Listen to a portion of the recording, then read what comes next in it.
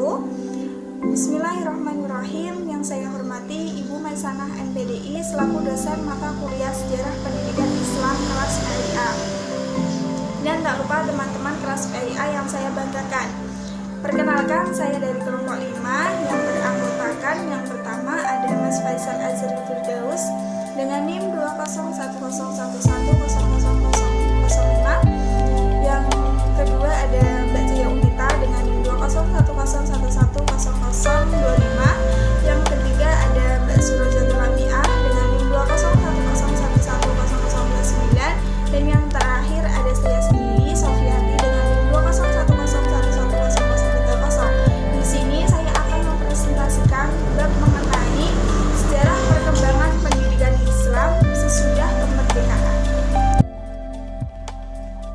Langsung saja ke rumusan masalah. Jadi di sini saya akan membahas bagaimana perkembangan pendidikan pada masa Orde Lama, bagaimana perkembangan pendidikan pada masa Orde Baru, dan bagaimana perkembangan pendidikan Islam pada masa Reformasi. Langsung ke pembahasan pertama, perkembangan pendidikan pada masa Orde Lama. Perkembangan pendidikan Islam setelah kemerdekaan sangat terkait dengan peran kemerdekaan agama yang mulai resmi berdiri 3 Januari 1946. Lembaga secara inisiatif memperjuangkan politik pendidikan Islam di Indonesia. Secara lebih spesifik, usaha ini ditangani oleh suatu bagian khusus yang mengurusi masalah pendidikan agama. Pendidikan agama diatur secara khusus dalam Undang-Undang Nomor 4 Tahun 1950 pada bab 12 pasal 20, yakni di sekolah-sekolah negeri diadakan pelajaran agama. Cara penyelenggaraan pelajaran agama di sekolah-sekolah negeri diatur dalam peraturan yang ditetapkan oleh Menteri Pendidikan dan Kebudayaan bersama-sama dengan Menteri Agama. Upaya yang dilakukan Depak RI yaitu menetapkan masyarakat wajib belajar atau MWB yang diperkenalkan pada tahun 1958 sampai 1959. Tujuan MWB ini diarahkan kepada pengembangan jiwa bangsa, yaitu kemajuan di bidang ekonomi, industri, dan transmigrasi dengan kurikulum yang menyelaraskan 3 perkembangan, yaitu perkembangan otak, hati, dan keterampilan tangan. Masa belajar ditetapkan 8 tahun dengan pertimbangan diharapkan agar anak berusia 15 tahun telah lulus dari MWB sesuai dengan aturan perbunuhan. Ada satu hal penting yang berkaitan dengan perkembangan pendidikan Islam pada masa Orde Lama, yaitu pengembangan dan pembinaan madrasah. Madrasah sebagai lembaga penyelenggaraan pendidikan diakui oleh negara secara formal pada tahun 1950. Undang-Undang Nomor 4 1950 tentang Dasar-Dasar Pendidikan dan Pengajaran di Sekolah pada Pasal 10 menyatakan bahwa belajar di sekolah agama yang telah mendapat pengakuan Departemen Agama sudah dianggap memenuhi kewajiban belajar. Untuk mendapatkan pengakuan dari Departemen Agama, madrasah harus memberikan pelajaran agama sebagai mata pelajaran pokok paling sedikit 6 jam seminggu secara teratur. Di samping mata pelajaran umum, perkembangan madrasah yang cukup penting pada masa Orde Lama adalah berdirinya pendidikan guru agama atau PGA dan pendidikan Hakim Islam Negeri PHIN yang bertujuan untuk mencetak tenaga-tenaga profesional yang siap mengembangkan madrasah sekaligus ahli dalam bidang keagamaan. Yang kedua, perkembangan pendidikan pada masa Orde Baru. Pada awal-awal masa pemerintahan Orde Baru, kebijakan tentang madrasah bersifat melanjutkan dan meningkatkan kebijakan Orde Lama. Pada tahap ini, madrasah belum dipandang sebagai bagian dari sistem pendidikan nasional, tetapi baru bersifat lembaga pendidikan otonom di bawah pengawasan Menteri Agama. Hal ini disebabkan pendidikan madrasah menggunakan kurikulum yang belum berstandar, memiliki struktur yang tidak seragam, dan kurang terpantaunya manajemen madrasah oleh pemerintah. Kebijakan pemerintah Orde Baru mengenai pendidikan Islam dalam konteks madrasah di Indonesia bersifat positif, khususnya dalam 2 dekade terakhir 1980-an sampai dengan 1990.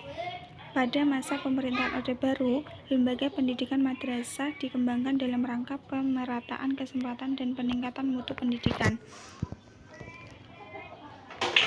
Perkembangan pendidikan Islam pada masa Orde Baru dapat dibagi dalam pengertian penegrian madrasah swasta, kesejajaran madrasah dan sekolah umum, dan perguruan tinggi agama Islam.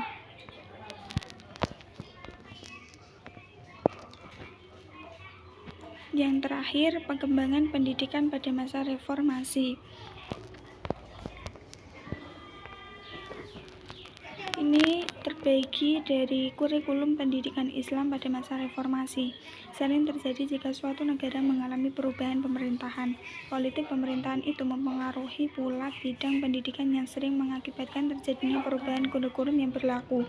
Sebagai contoh, setelah Indonesia merdeka pra-Orde Baru, terjadi 2 kali perubahan kurikulum. Yang pertama dilakukan dengan dikeluarkannya Rencana Pelajaran tahun 1947 yang menggantikan seluruh sistem pendidikan kolonial. Kemudian pada tahun 1952, kurikulum ini mengalami penyempurnaan dan diberi nama Rencana Pelajaran Terurai 1952.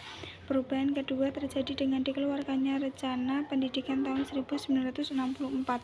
Perubahan tersebut terjadi karena merasa perlunya peningkatan dan pengejaran segala ketertinggalan dalam ilmu pengetahuan, unsurnya ilmu alam dan matematika. Instituai pendidikan Islam pada masa reformasi.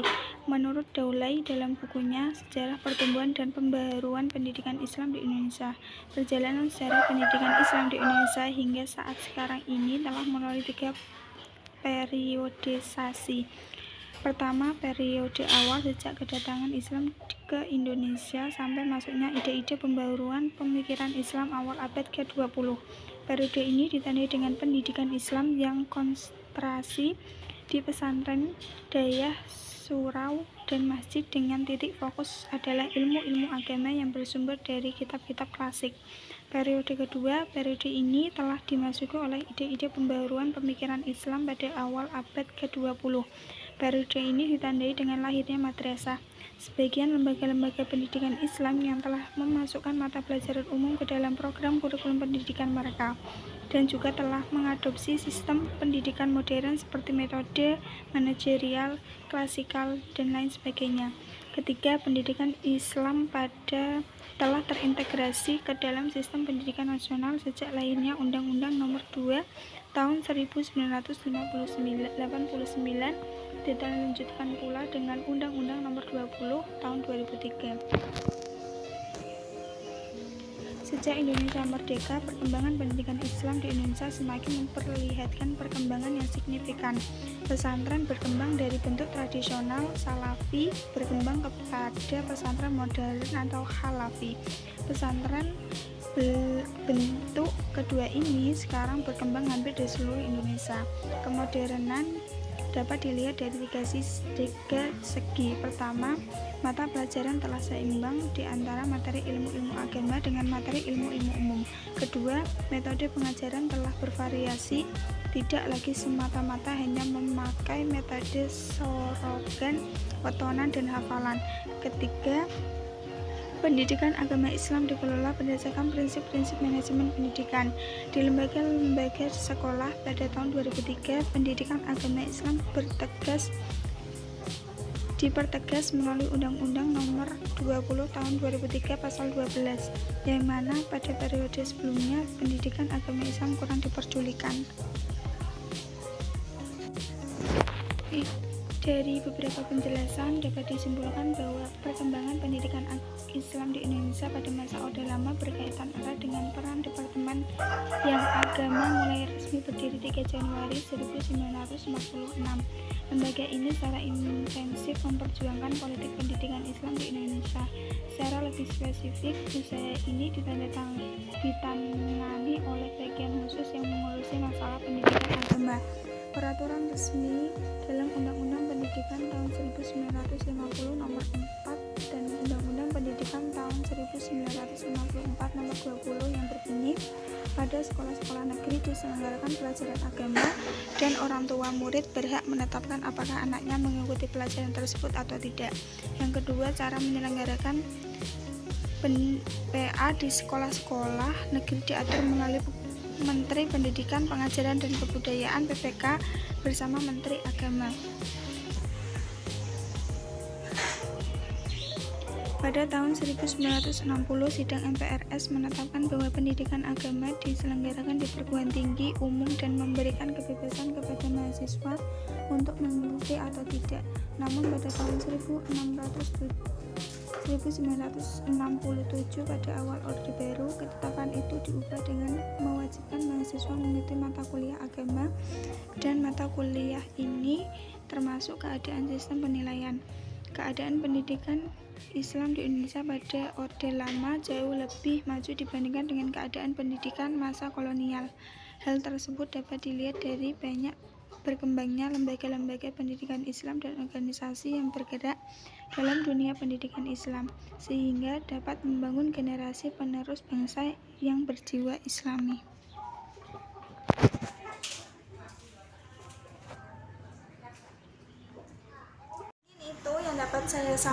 Yang dapat saya sampaikan.